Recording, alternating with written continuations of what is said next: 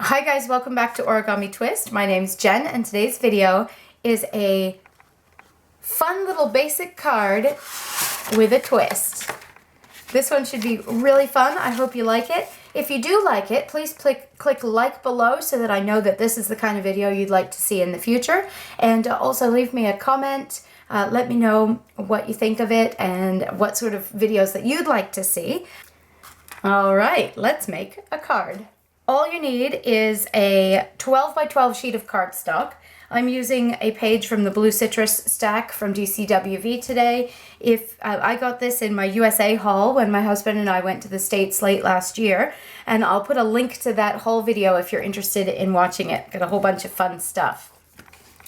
Now, in addition to the paper, there are a few supplies that will make your life a lot easier. A pair of scissors, a ruler with inch measurements on them, and the reason for that is because we're using a 12 by 12 sheet of paper in this case, and a pencil, and if you can find one, a stylus would do really well here. Now if you can't, anything that would make a nice score mark will work for this. So if you've got a crochet hook or something with a dull blade, even a ballpoint pen with the ink taken out would work fine for this.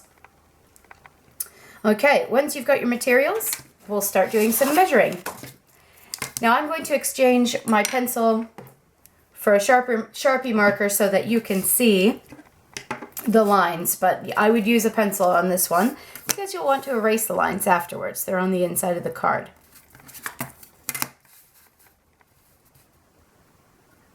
Okay, lining up your ruler at the 0 point. You're going to make little tick marks at the 3-inch and 9-inch measurements.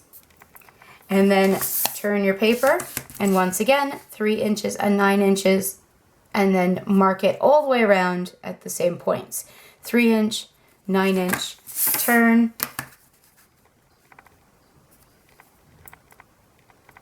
3-inch, 9-inch, turn,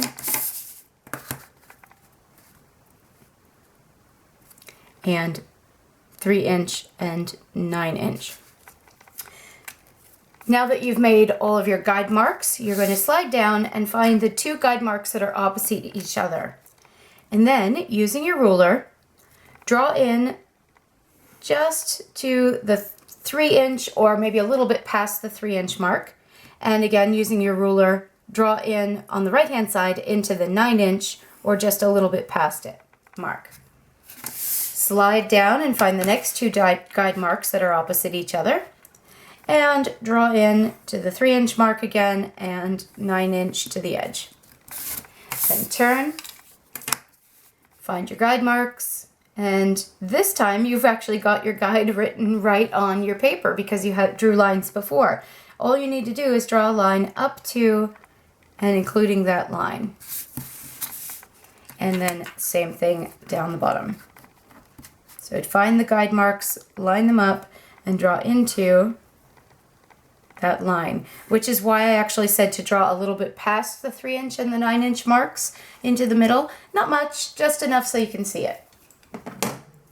Because you're doing it in pencil, it'll be really easy to erase later.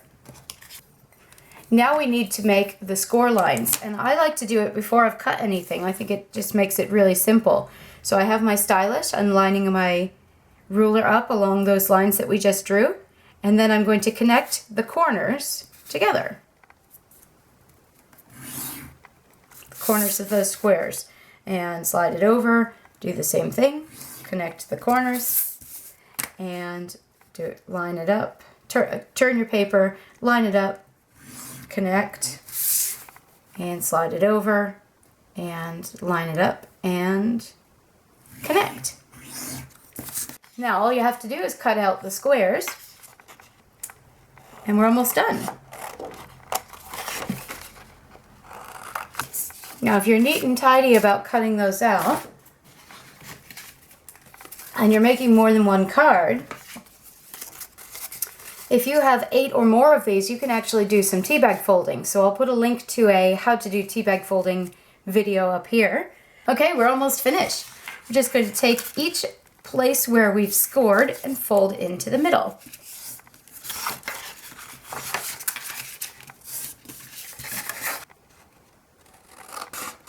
Okay, if you find that they are not folding together well, just trim off a little bit extra, just to give it a little bit more room when you're folding everything together.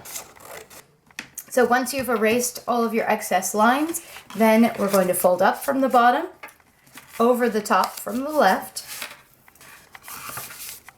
over the top from the top, and over the top from the right. Now, you'll notice that if you let go right now, one of the flaps comes up.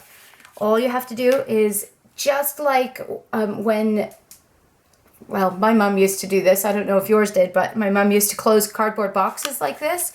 Just like with closing a cardboard box, you lift up that first flap, tuck the top one under, and it will lock into place. And that's how you close your card.